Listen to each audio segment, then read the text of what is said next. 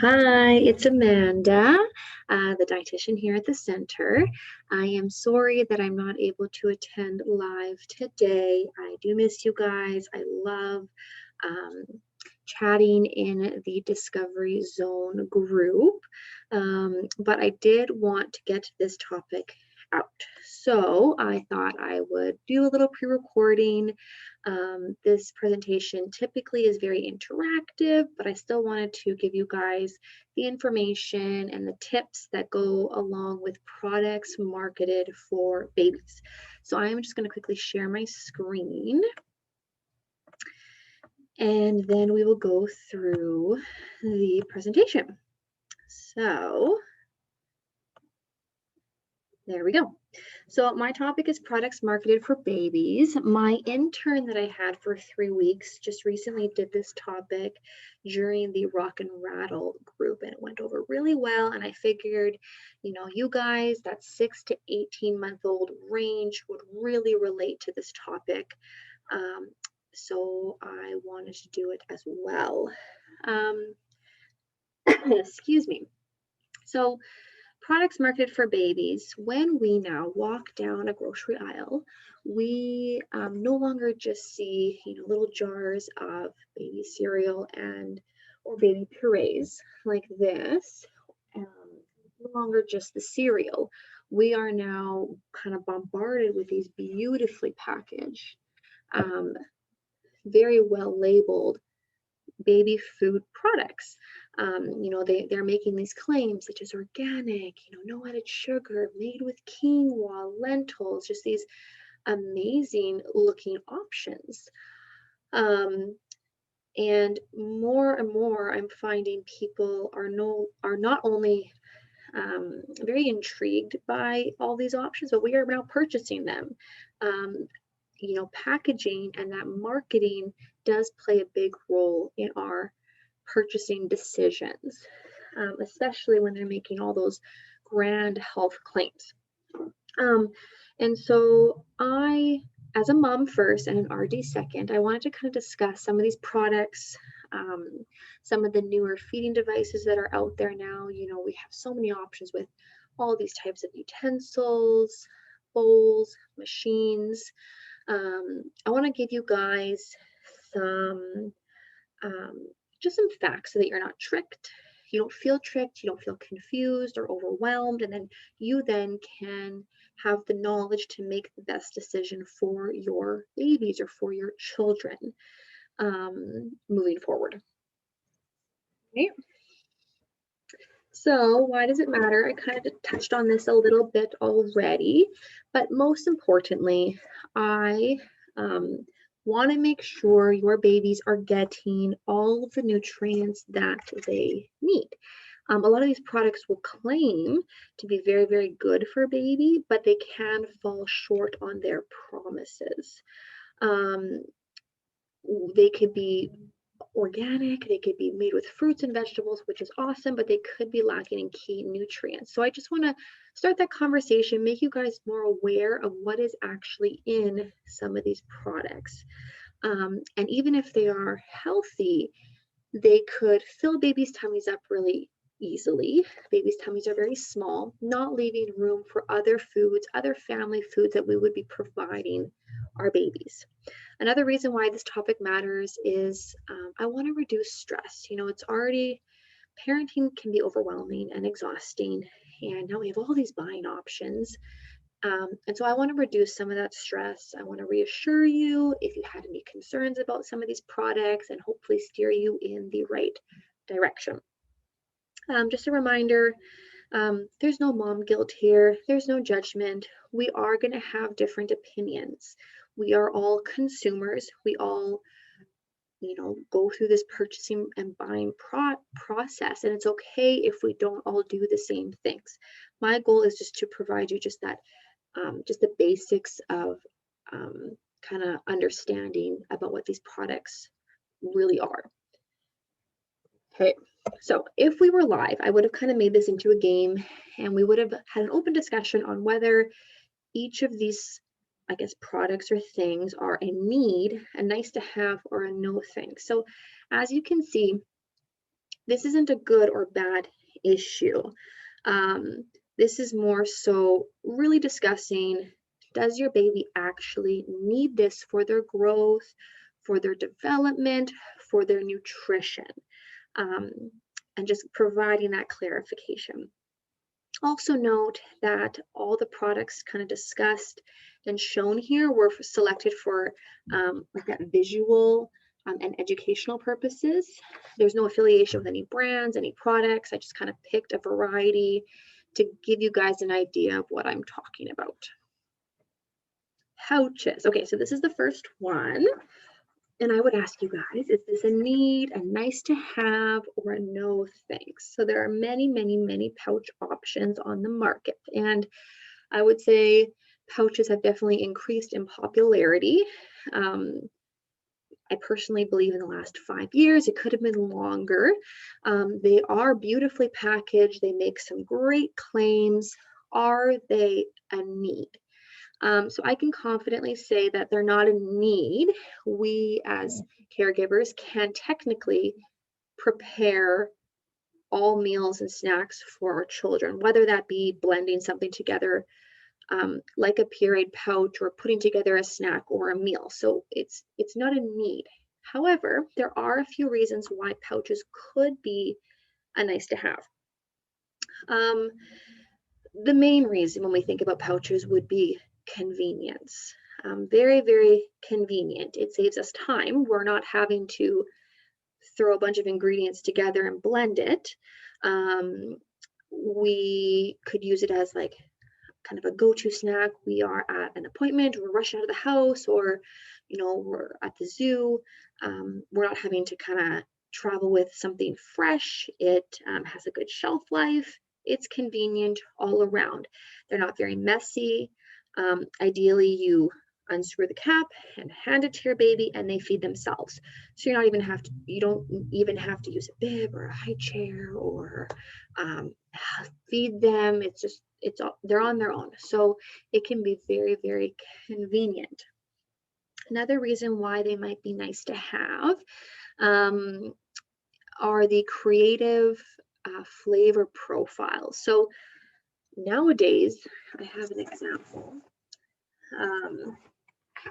I know it will be backwards for you guys, but if you look at this, it's like, wow, I'm at the store and I'm thinking it's made with apples, butternut squash, cherries, ginger, and quinoa. There's no added sugar. It sounds like a wonderful variety of foods that I don't have to cook myself. So I understand the incentive to purchasing these things. And why it's kind of a nice to have. There's not going to be any guilt purchasing these because really we feel like we are providing whole foods to our baby in just kind of a different form. So I get it. But along with some pros, there are kind of some cons or some reason why I don't want pouches to ever be an everyday go-to snack. It doesn't mean never. It's more of having these pouches as that backup sometimes food. I have a couple kicking around in my pantry at all times, more for in the sense of emergency situations, like we have an appointment or maybe Nana's coming over and I'm gonna have something easy for them, etc. I understand, but to be aware, the first reason why they shouldn't be an everyday thing is because they all have the same texture. So you guys might have heard me talk about this before. We're always wanting to encourage that oral motor development. So your baby's ability to bite, chew, move their tongue around well. And pouches don't promote that development. Why? Because with a pouch, what does a baby have to do? All they have to do is suck. And we know that babies are already pro-suckers. So it's not advancing any of their feeding skills. So sometimes it's not going to cause any harm. All the time will not encourage them to progress in their feeding abilities. They can also be expensive if you think about it. A pouch can cost around $2 to $3. And a pouch is around maybe a half a cup of food. When you compare it to, for example, unsweetened applesauce, which is also a convenient food. You can buy a jug, which is 3 cups for $2. So you get way more, half a cup of food versus 3 cups of food for around the same price. It's around $2. And if we're thinking, you know, a convenience quick snack, applesauce can be that. You can put it in a bowl, you can add stuff to it like hemp hearts, chia seeds, flax seeds, you know, make it a bit more of a whole snack. They can feed it to themselves. So there are other ways snacks can still be convenient, and I'll give you guys more options as we go. But yes, pouches can be expensive. A lot of pouches lack key nutrients. So although we look at it and the ingredients are great, the most important nutrient, as you guys know, when babies are starting to eat solids, is iron. And a lot of these pouches are very low in iron. Even if it says made with beef stew, or for example, this guy, it says sweet potatoes and chicken. You think, okay, awesome. And then you look at the nutrition facts label, and it only has 2% of iron per 4 tablespoons. So very, very low iron. It can be very misleading. Yes, baby might eat more than 4 tablespoons, but that's still not enough. A good source of iron, if you're looking at, or a good amount, is 15% or more if you are looking at a nutrition facts label. So if you're using these pouches as a snack purpose, that's fine. Just pair it with another food that's high in iron to kind of make a complete snack. So their pouch is almost like a smoothie. They're getting some fruit and vegetables, but then we also want them to have something else with it. And I can give you guys some examples in a moment. They say that kids may overeat with pouches. You know, we kind of hand it to them and they kind of run off. They're not sitting down and really being mindful of how they're feeling. They might not notice if they're full, so they could overeat. Another main reason is they can't distinguish between flavors. So although the flavor profile looks very grand, the main flavor they're going to taste is sweet. Sweet is always going to be that dominant flavor. And babies already love sweet. Breast milk is sweet.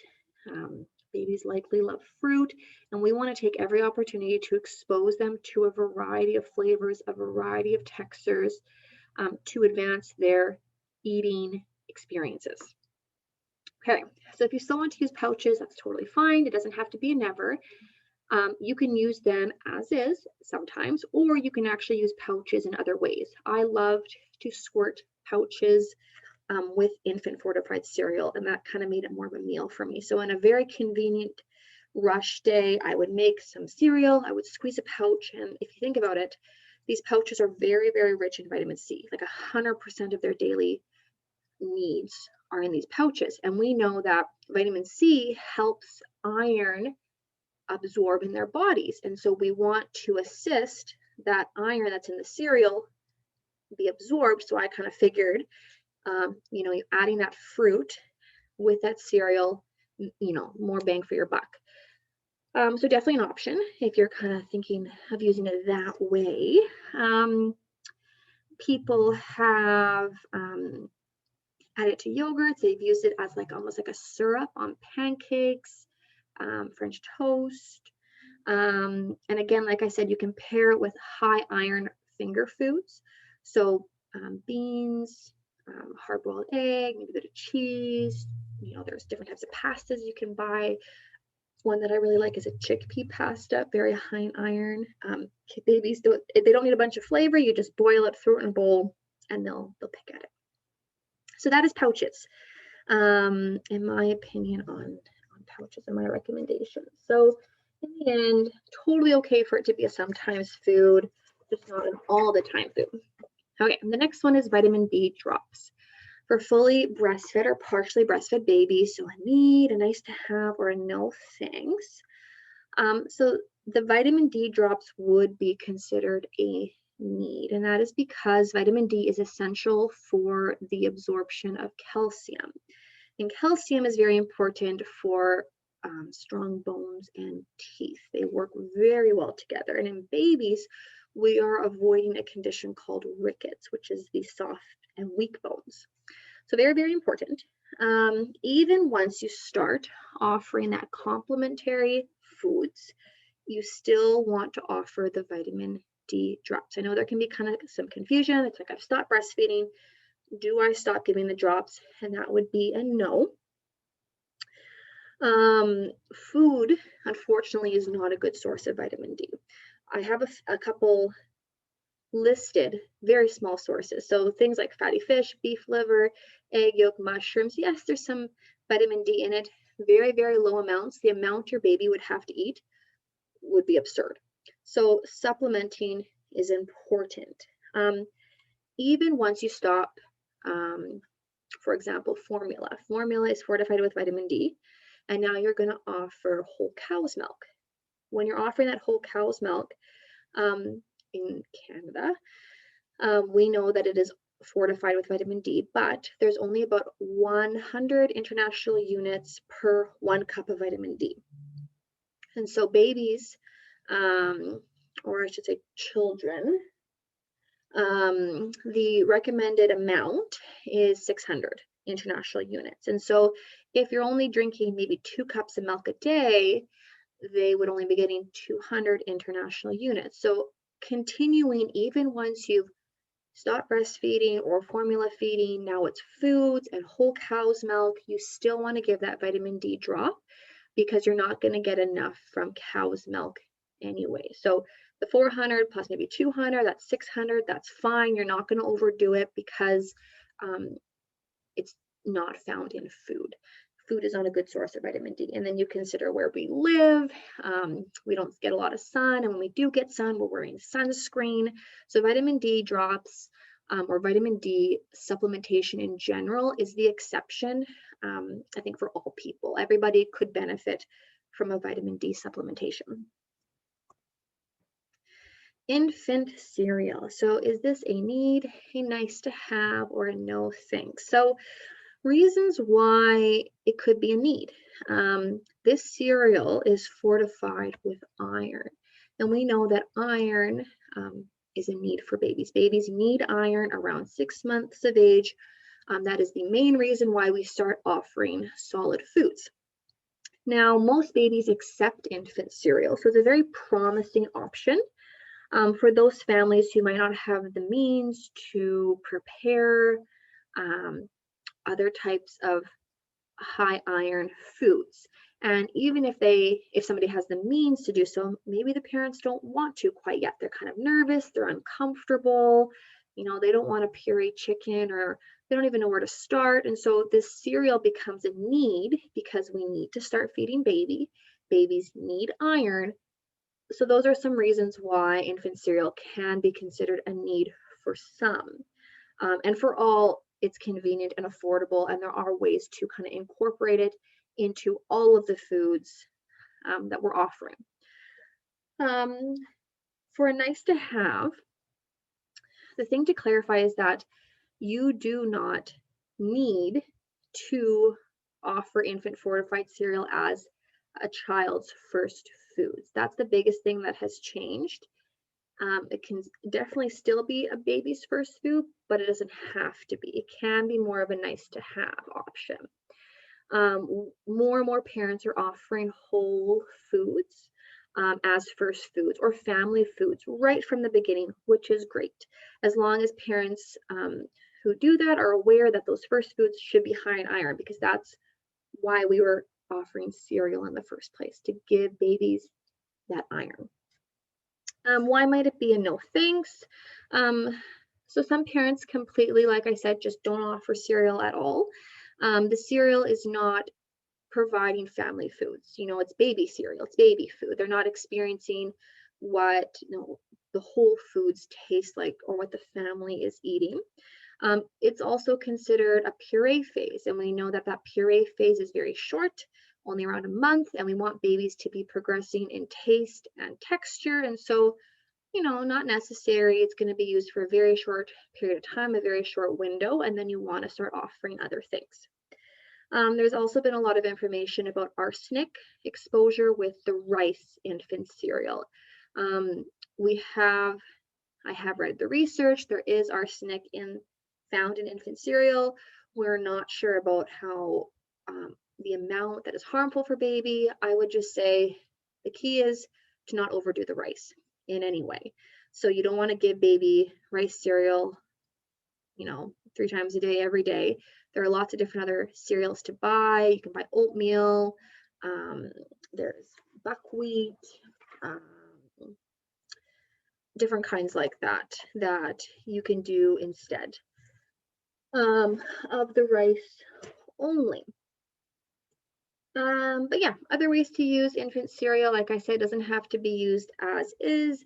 It's a nice to have as a nutrient booster because it has that iron and all these other minerals in it. You can bake it into muffins, biscuits, pancakes.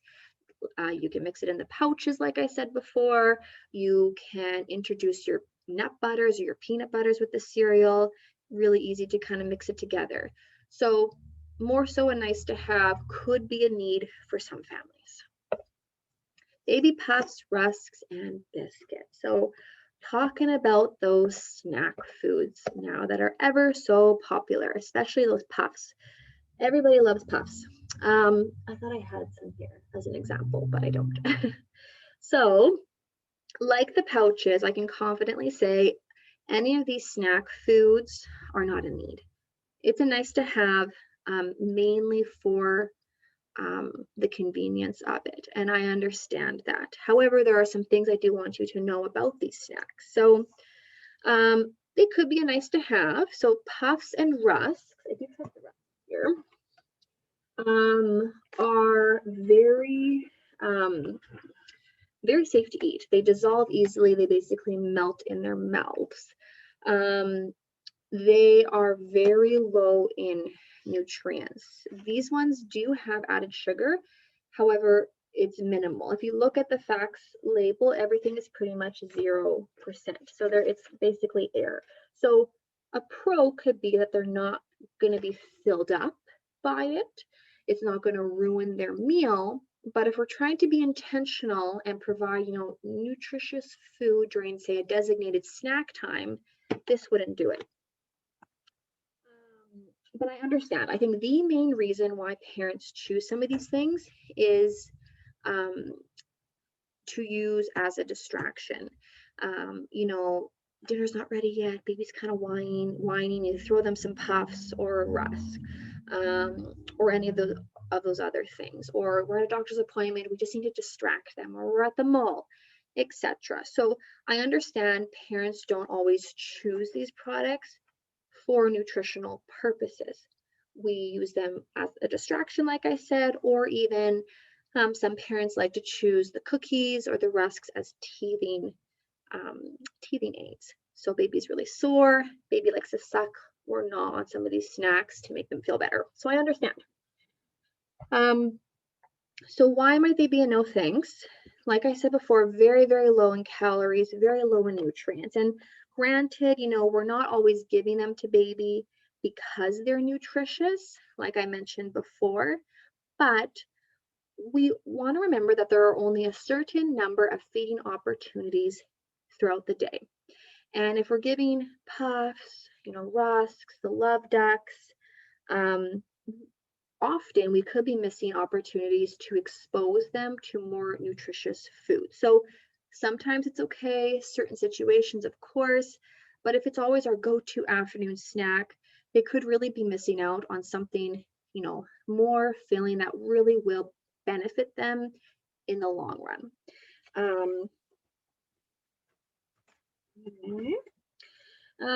Okay, so some alternatives to these foods that are safe and convenient, because again, healthy eating shouldn't be an inconvenience. It shouldn't be like, oh my goodness, it's so much work, I have to do everything homemade. That shouldn't be the case.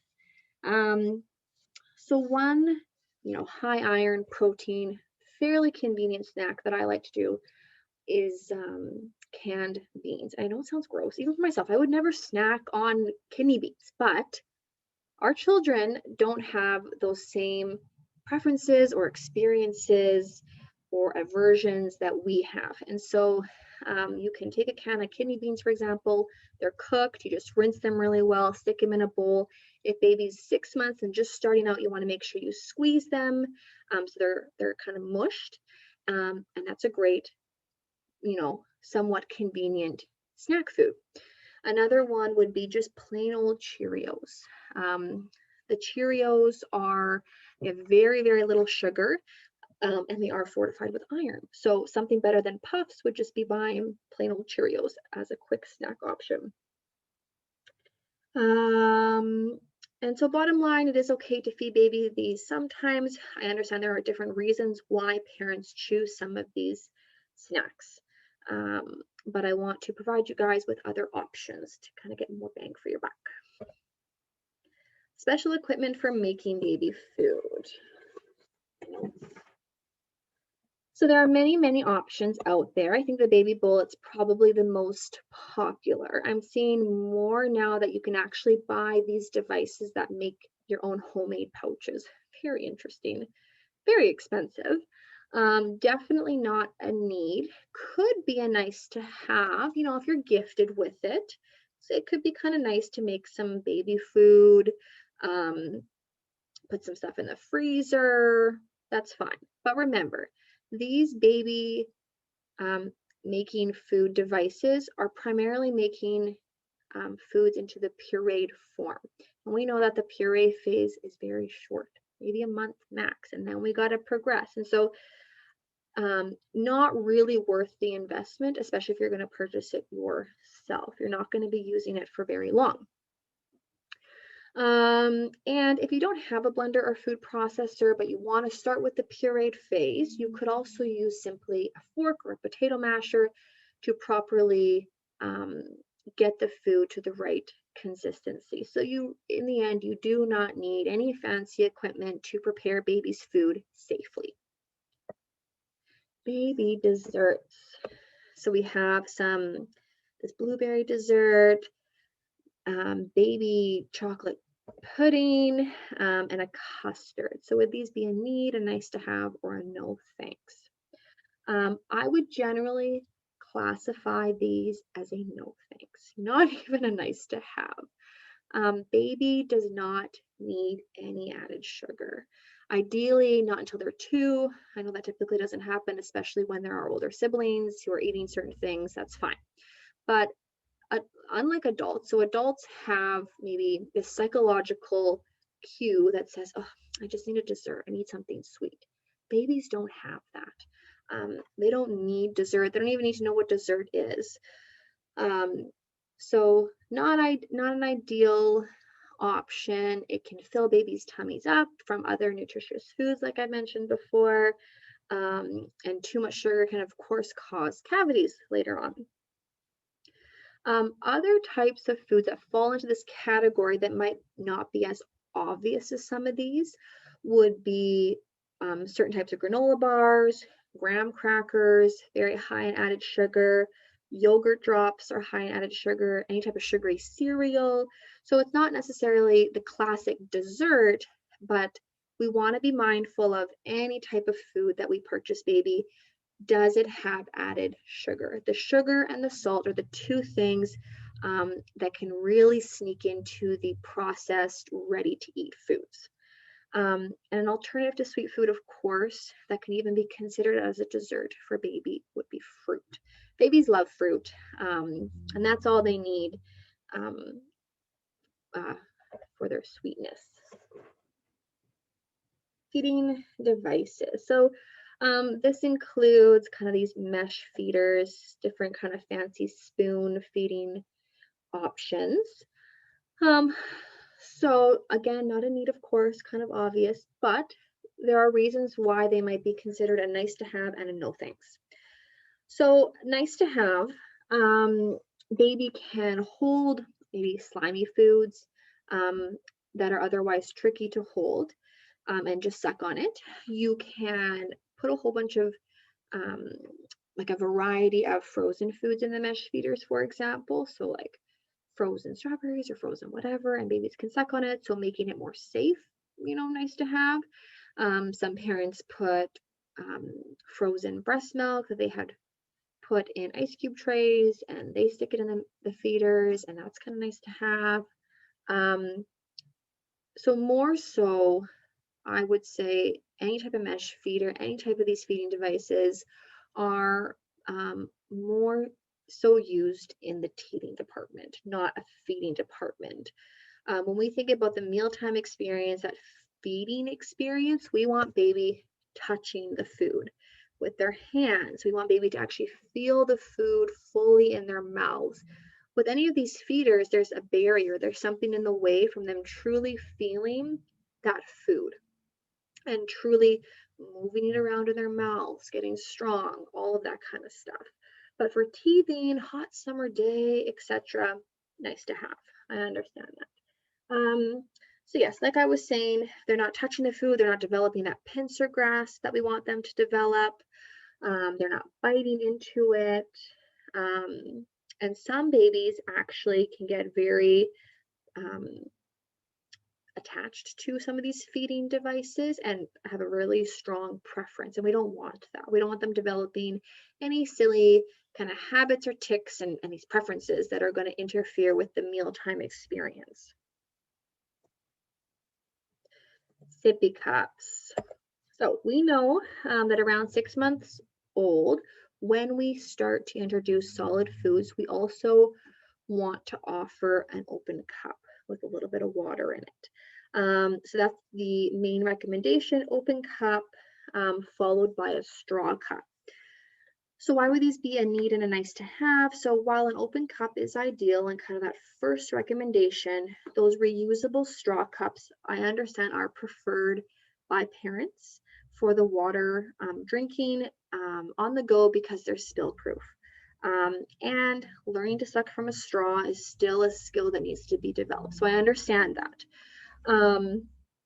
The thing to note about sippy cups is you want to avoid hard spouted sippy cups. And I was reading about it, and basically OTs are saying that it's going to interfere with their feeding development. It can interfere with their speech. This is not really my kind of scope of practice, but essentially, if you imagine them putting the hard spout in their mouth, it pushes down on their tongue. And that can cause, like, they can really push down and hold it there, and that will interfere with everything going on and it interferes with that tongue's ability to move side to side. So if anything, choose the straw cup. But make note that you don't need a sippy cup to wean from a bottle to an open cup. You can go from bottle straight to open cup. There doesn't have to be any in between.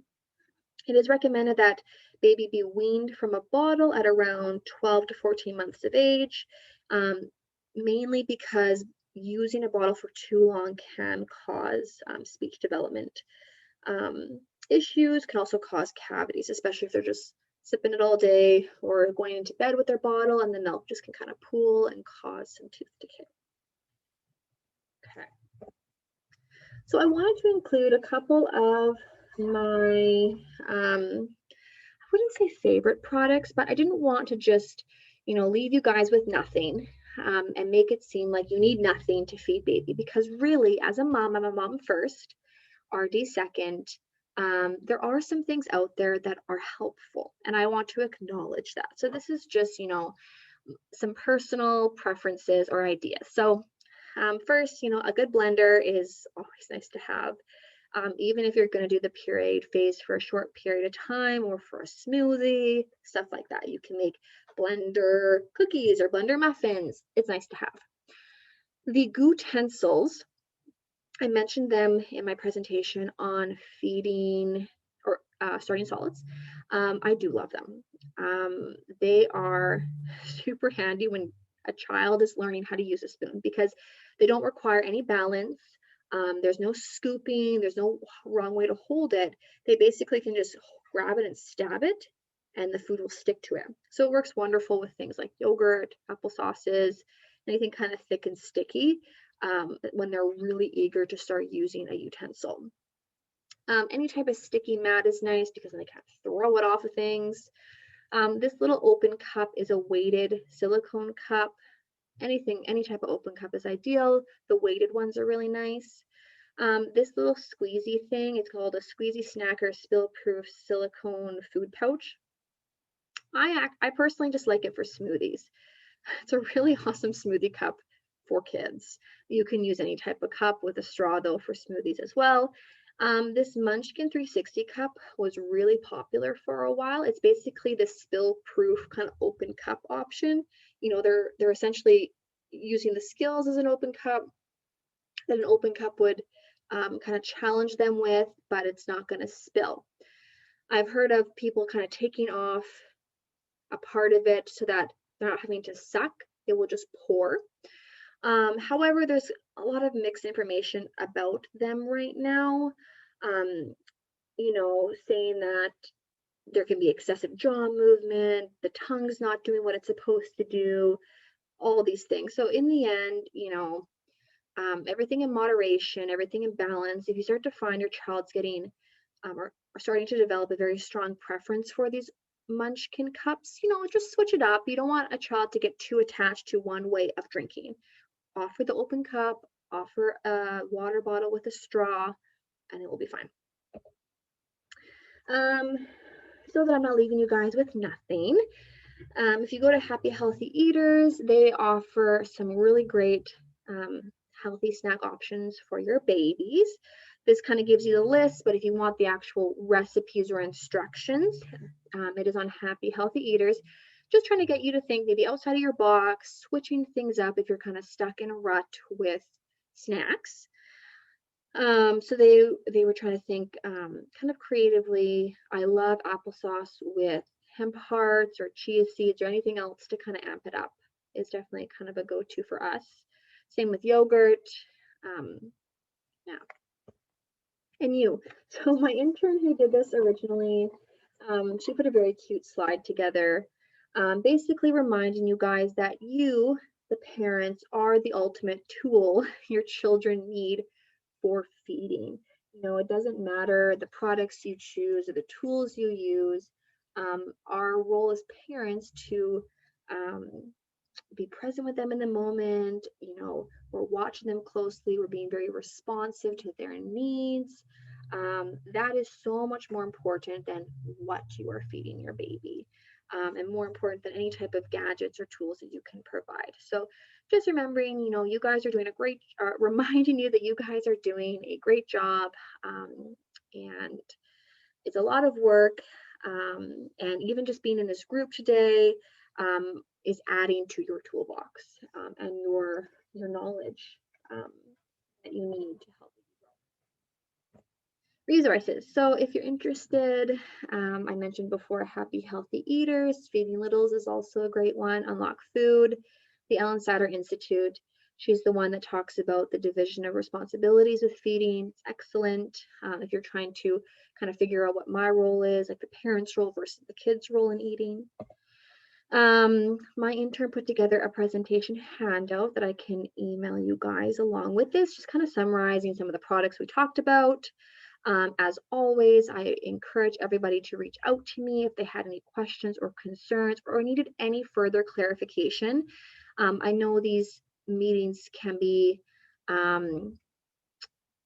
filled with a lot of information, and it's very hard to listen and to register and then to apply what we have heard. And I understand that. And now, even more so, this meeting is not live, and so you can't interrupt me for clarification or for further questions. I kind of just gave it to you. So please shoot me a quick email. It does not need to be a formal nutrition assessment. I'm happy to answer any questions, big or small. And that is it. So I will stop sharing my screen. I hope you guys were able to hear me okay. I hope the presentation all kind of came together well for you guys. I don't know if I will see this group again before I go on my maternity leave, but Adrian will be taking my place, and so it will be a smooth transition. You guys won't be without nutrition support. We can be reached at the exact same email, exact same phone number, so don't worry about that. Yeah, I was super thrilled to be a part of this group today, and I hope you guys enjoy this topic.